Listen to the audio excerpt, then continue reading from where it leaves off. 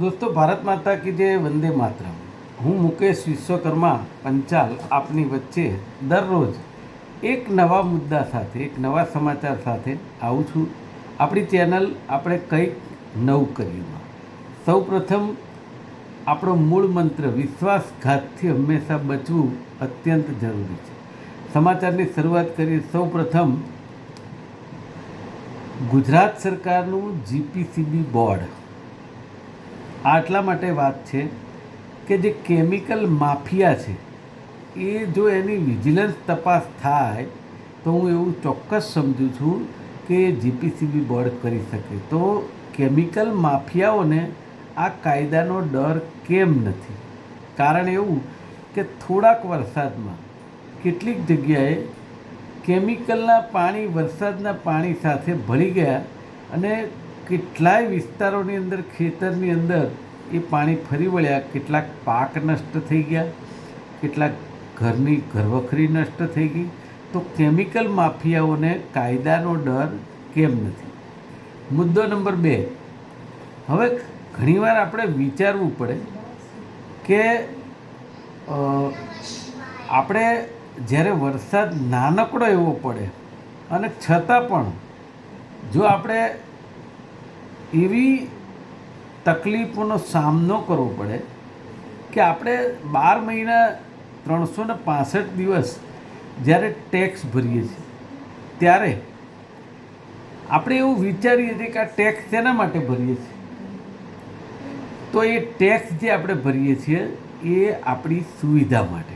પણ અહીં આખી વસ્તુ જુદી જોવા મળે છે કે જ્યારે પ્રોપર્ટી ટેક્સ જે આપણે ભરીએ છીએ એટલા માટે કે કોર્પોરેશન આપણને સુવિધા આપે, પણ અડધો ઇંચ વરસાદમાં જો સોસાયટીઓમાં પાણી ભરાઈ જાય, બ્રિજ તૂટી જાય, રસ્તા તૂટી જાય, અને એમાંય હમણાં તો એવું મેં પ્રતિષ્ઠિત ચેનલમાં જોયું કે એક્સપ્રેસ હાઈવે જેને કહી શકાય, એ એક્સપ્રેસ હાઈવેનો બ્રિજ હોય, એ બ્રિજની અંદર આરસીસી તૂટી ગયું અને જાળીઓ દેખાવા માંડી.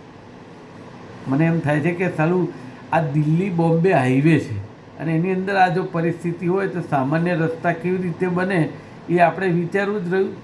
અને એમાં પણ જે સુરત, બરોડા, ભાવનગરમાં જે શરૂઆતી વરસાદ, એમાં ખૂબ આપણે સમજીએ કે એક સાથે 5-7 ઇંચ વરસાદ વરસે તો કદાચ તકલીફ પડી શકે, પણ અડધો ઇંચ વરસાદમાં કેટલાય લોકોની ઘરવખરી, કેટલાય લોકોના રોજગાર ધંધા જે ચલાવતા હોય, એ દુકાનો હોય, ગોડાઉન હોય, ઓફિસ હોય કે કંઈ પણ, એની અંદર પાણી ઘૂસી જતાં કેટલાક લોકોને વીમા હોય, કેટલાક લોકોને ન હોય.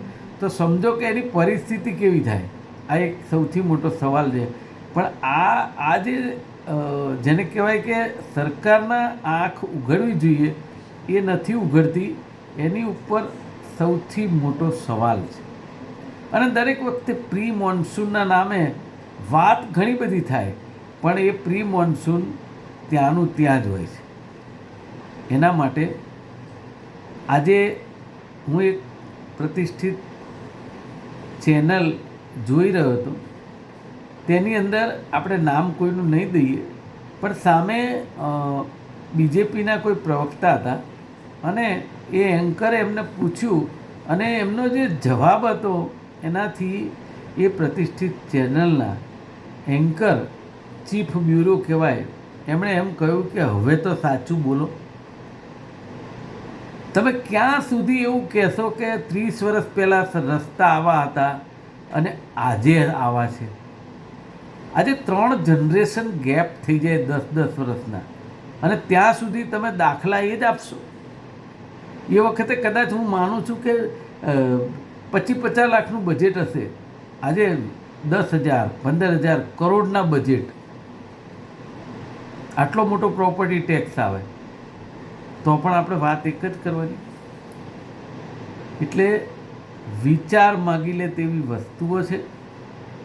અને વરસાદ આવે ને આપણા પગ ભીના થાય એ સમજીએ, પણ દરેક વખતે કે ગઈ વખતે અહીંયા પાણી ભરાયું હતું તો આ કોર્પોરેશનના ભ્રષ્ટ અધિકારીઓએ જોઈ લેવું જોઈએ કે આ સ્પોટ ઉપર પાણી ભરાયું હતું અને ત્યાં એ લોકોએ નિશાની રાખવી જોઈએ કે અહીંયા પાણી ભરાયું હતું, અધરવાઇઝ ડેટા રાખવો જોઈએ.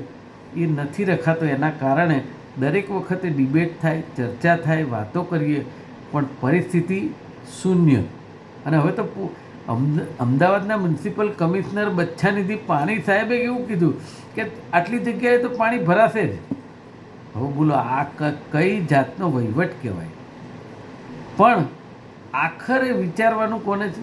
ગુજરાતની જનતાને. આજે બસ આટલું જ. આપનો ખૂબ ખૂબ આભાર.